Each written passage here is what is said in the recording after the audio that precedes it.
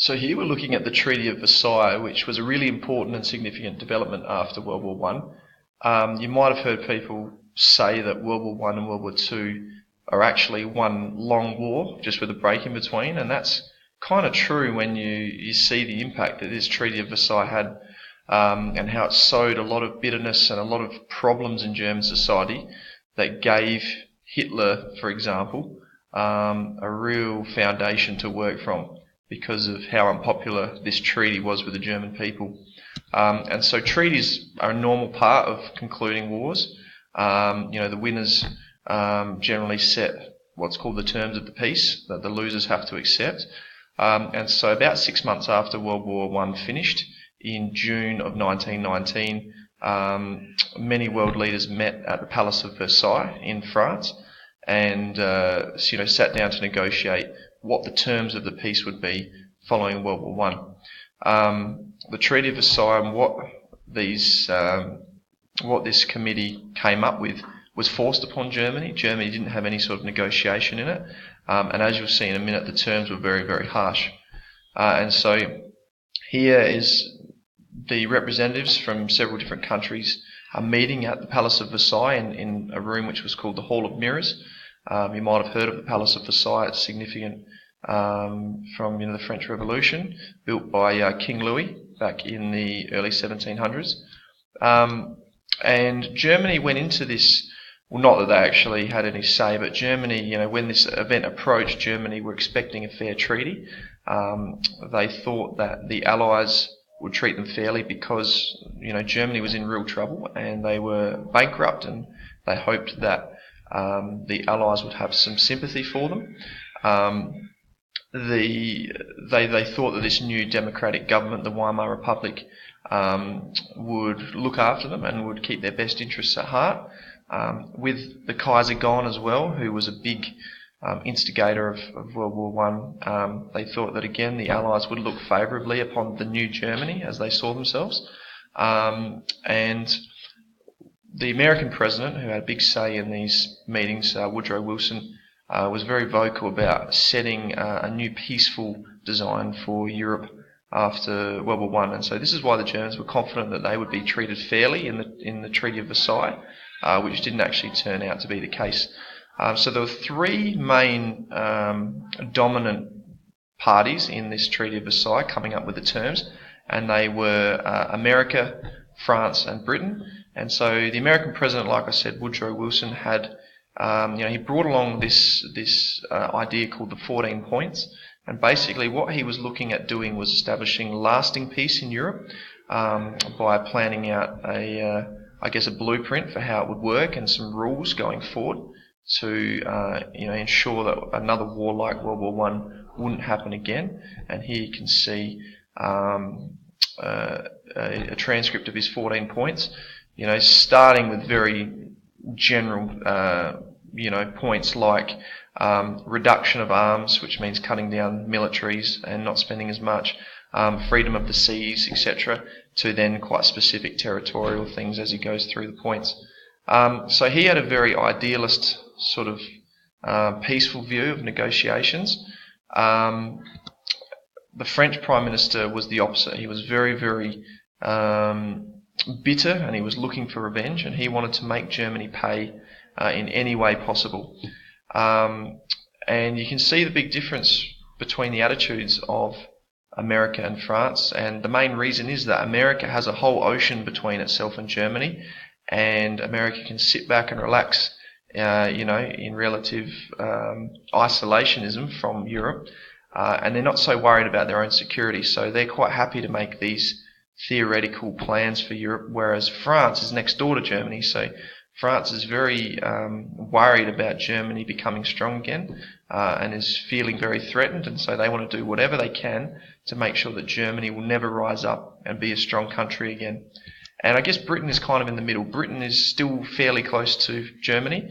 It's got the English Channel in between, but Britain, I guess, had their foot in both camps. They wanted to be harsh on Germany, and yes, they were also worried about Germany becoming strong again. But they also could see the American point of view, and they wanted to establish positive relationship with Germany rather than antagonising it like the French were doing, and risking another confrontation in the future. And there are actually two more parties that had a say, two more countries that had a big say in these final negotiations, and that was Italy and Japan. And those two countries didn't actually get what they were after in the Treaty of Versailles. They actually left this conference feeling very isolated and quite bitter and betrayed by their allies who had promised them, Japan, for example, wanted a bit more recognition in the Pacific of certain territories. Italy was hoping to expand northwards into Austria and have a bit more territory for itself. And so those two countries actually left feeling a bit cheated by the way that the other three dominated proceedings. And ironically, Italy and Japan are the two countries that would go on to join Nazi Germany in World War II. So the Treaty of Versailles didn't just have an impact directly on Germany, it actually had pretty far-ranging consequences, as you can see. But in the end, the French opinion won out, and the terms of the Treaty of Versailles were very, very harsh. And they were split into these four categories: land, military, blame, and money, which I'll explain now. So in terms of land, Germany lost a considerable amount of territory that was shaved off the side. And it wasn't just random bits of land that were picked off of Germany. It was very valuable land that was rich in natural resources. And so part of this wasn't just making Germany physically smaller, it was about really hurting their natural resources and their economy by taking away a lot of these sort of valuable regions as well. So as you can see, those yellow bits were removed from Germany as part of the Treaty of Versailles. As well as that, Germany had to undergo a process of disarmament, which, as you can see, the German army was now limited to 100,000 men, which is relatively small in European sort of terms. The German army could not have any tanks or heavy artillery. The air force was completely disbanded, and the German navy was really downsized as well. As you could see there, only 6 battleships and no submarines. So they firstly made Germany physically smaller. Now they wanted to make their army very weak and non-threatening to those around them. As to the fact that they let them have an army at all was interesting, but they made sure it was the bare minimum, so they wouldn't really pose any sort of threat to their neighbours. Germany had to accept official blame, and they had to acknowledge that yes, we are guilty for World War One.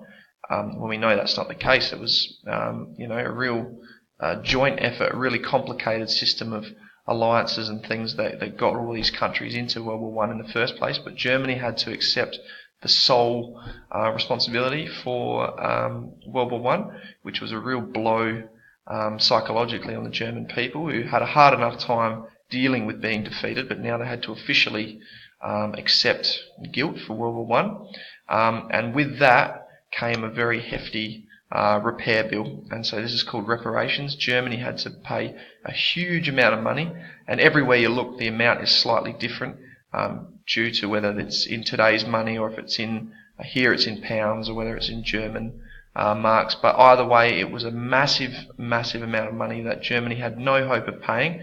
We already know that they were bankrupt at the time anyway, and again, the point of making such a huge repair bill for Germany was to make sure that they were paying this off basically forever, and they would never actually have any sort of economic power because they were so burdened by this massive repair bill. So this caused huge issues in Germany as well. So as you can see, very, very harsh treaty. We had the land, the disarmament, taking the blame, and then this huge repair bill. So that was a massive burden to place on Germany, who was already suffering huge consequences, and their people were suffering very badly.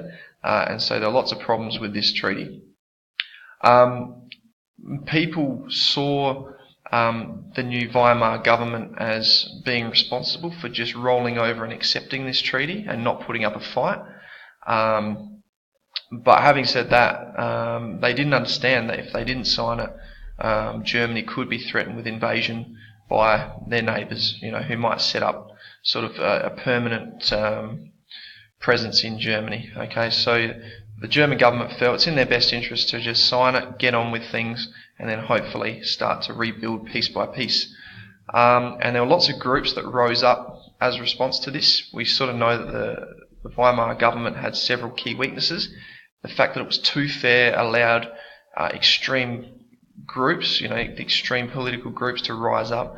And so many people were unhappy and bitter in this new Germany that groups began to form to rise up. And Germany wanted that strong leader back again. They wanted someone like the Kaiser who would stick up for the country and fight this treaty, rather than just this democratic government who wanted peace, and they were happy to be exploited by their European neighbours sort of any way they could. And so in terms of these groups we're going to look at, groups are generally, extreme groups in politics are generally extreme left or extreme right. So left-wing sort of groups like communists, I guess, we know a little bit about communism now after studying the Cold War, but they believe in a classless society. They believe in, I guess, a real freedom and equality for people, whereas the right wing was kind of like going back to the old Kaiser days and like, having a really strong dictator, really strong traditional views, survival of the fittest. Here's a quick explanation here of the difference between the left and right. And so I guess the left is more people orientated in terms of sort of fairness, theoretical fairness, and the right is more strong leadership and, like we said, survival of the fittest. So there were several uprisings during this time as a reaction to the conditions after World War One. One of them was this group, the Spartacists, who were a left-wing group who tried to rise up but unsuccessfully, didn't achieve their aim and were put down by the Weimar government. And then from the right wing came what's known as the Kapp-Putsch. Putsch means push or attempted coup to take over the government. But these were right wing, so you've got a commander using the army to try and take over the government, and tried to organise a series of strikes. But again, it didn't work. And so I guess what it shows is that while people distrusted the government and they weren't really comfortable with this new democratic era that Germany had entered into, they also weren't initially prepared for more violent overthrows and more chaos. I guess they enjoyed some level of stability in their day-to-day lives, and this is why these two extremist groups, these two attempts from both the left and the right, were unsuccessful in Germany. And so here's a quick summary of some of the attacks on the government that happened in the first couple of years of the Weimar Republic. You've got, like we said, the Spartacist uprising, the Kapp-Putsch. There was a Kiel mutiny, which was right at the end of World War One as well. A mutiny is a really hard situation to deal with when soldiers are actively disobeying orders and things like that. And we spoke about the low morale of the German soldiers at the end of World War One. So there are a lot of bitter and disillusioned soldiers that were causing trouble as well. And a lot of, as you see at the bottom there, a lot of this trouble was actually coming from the south of Germany, which is known as Bavaria, particularly Munich. And soon we'll see that this is where Hitler actually started to create some of his initial problems. So that's a quick summary of some of the, the consequences of not just World War One in German society, but also this very harsh Treaty of Versailles, and how that sowed the seeds of hatred and bitterness that really leads to an unstable Germany and leads to a platform for a strong dictator, Hitler, to take power soon after.